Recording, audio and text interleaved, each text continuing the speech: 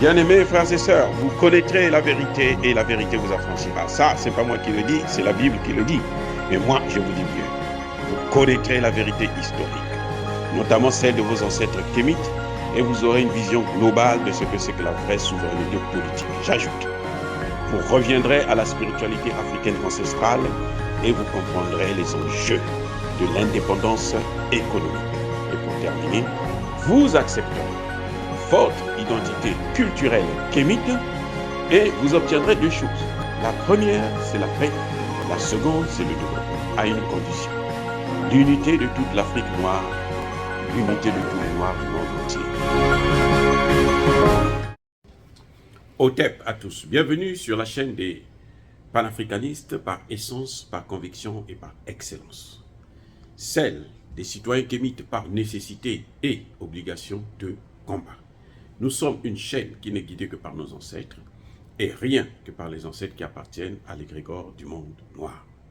Par conséquent, nous ne croyons en aucun Dieu venu de l'étranger. Toutefois, cette vidéo n'est aucunement destinée à inciter à la haine ou à la violence, car nous menons un combat qui est d'abord et avant tout spirituel, ensuite il est politique, géopolitique et géostratégique. Contre l'impérialisme, le colonialisme, le néocolonialisme et l'endocolonial. Sur la base du principe fondamental que nous avons hérité de nos ancêtres kémites, qui est celui de la Mahat, c'est-à-dire solidarité, vérité et justice. Vous êtes donc en droit de connaître la vérité. Et nous avons l'obligation de vous dire la vérité et rien que la vérité, afin que justice soit rendue au continent africain.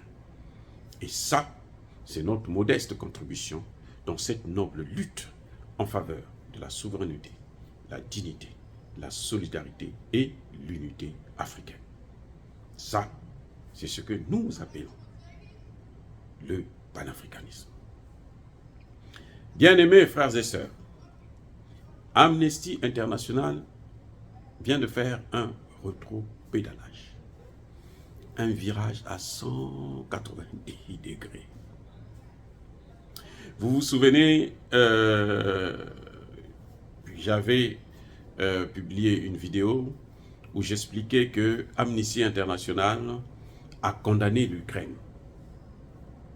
Amnesty International a épinglé l'Ukraine.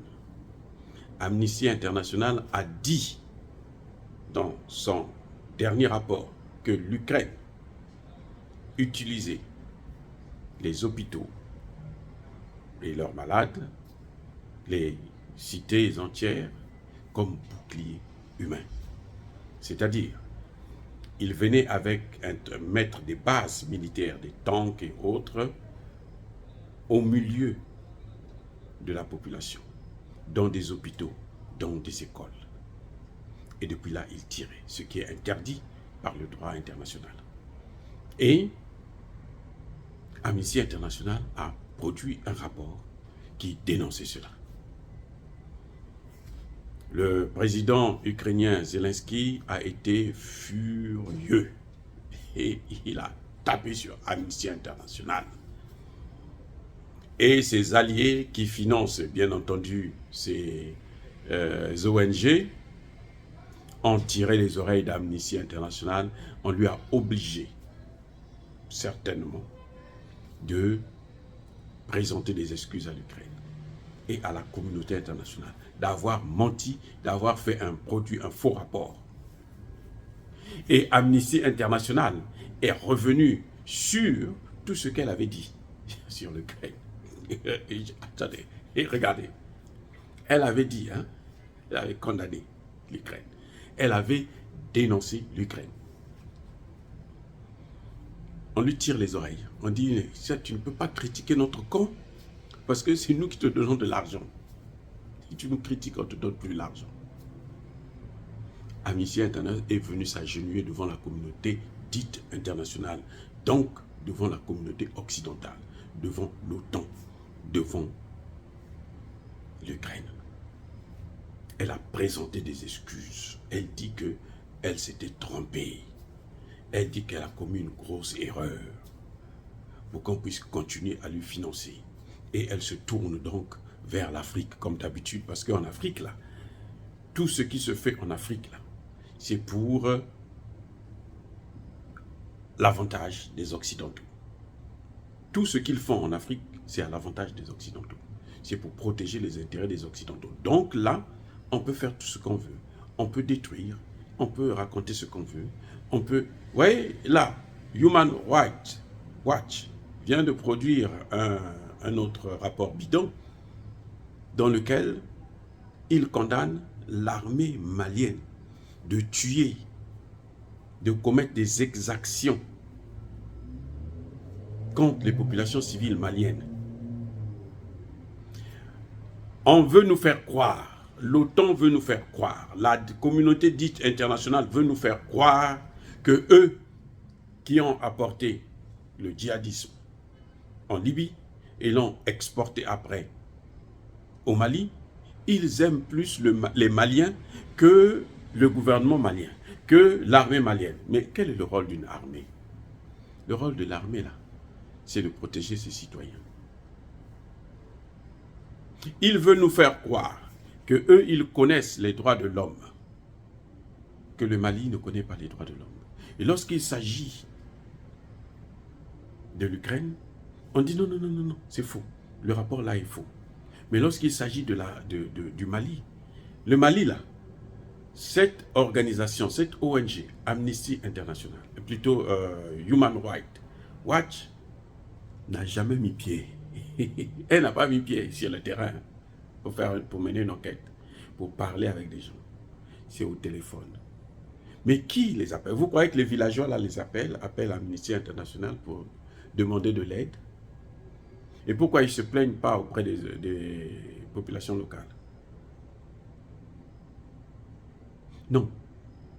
Tout ça, c'est pour déstabiliser encore plus le Mali. C'est pour affaiblir, pour baisser le moral des soldats maliens. Et j'espère qu'ils ne vont pas baisser le moral, qu'ils vont continuer. Lorsque les djihadistes commettent des attentats, commettent des crimes, on ne voit pas Human Rights Watch faire des rapports pour présenter au Conseil de sécurité de l'ONU, pour présenter aux Nations Unies, pour présenter à la fameuse communauté internationale, dite internationale, afin qu'ils puissent prendre des dispositions pour arrêter cela. Au contraire, c'est cette communauté internationale. C'est bien les Américains, les Français, les Européens qui sont allés détruire la Libye et occasionner la mort de Kadhafi. Après, ils ont pris eux-mêmes, ils ont pris les terroristes qui sont amenés au Mali. Au Mali, là, les terroristes actuellement utilisent même des drones, utilisent des informations satellitaires, donc que seuls des États peuvent avoir, alors que même le Mali n'a pas de satellite.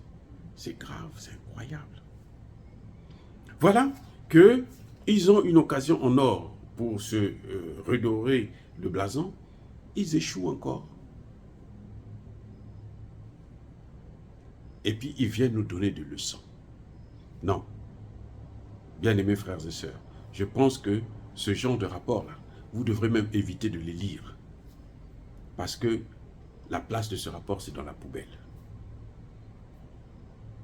Hélas, bien-aimés frères et sœurs, est-ce que ça, c'est inciter à la haine ou à la violence? Non. Les Maliens aiment plus les Maliens que les Occidentaux. Les Occidentaux, là, ils n'ont jamais aimé ni le Mali, ni l'Afrique, ni les Africains. Souvenez-vous de ce qu'ils ont dit. Nous voulons de l'Afrique sans les Africains. Et ce sera un paradis sur terre pour l'homme blanc. Ce n'est pas moi qui le dis, ce sont eux qui le disent. Yaba Kolerve Yamalembe. Soyez bénis par le Dieu de Kémit. J'ai dit et j'assume.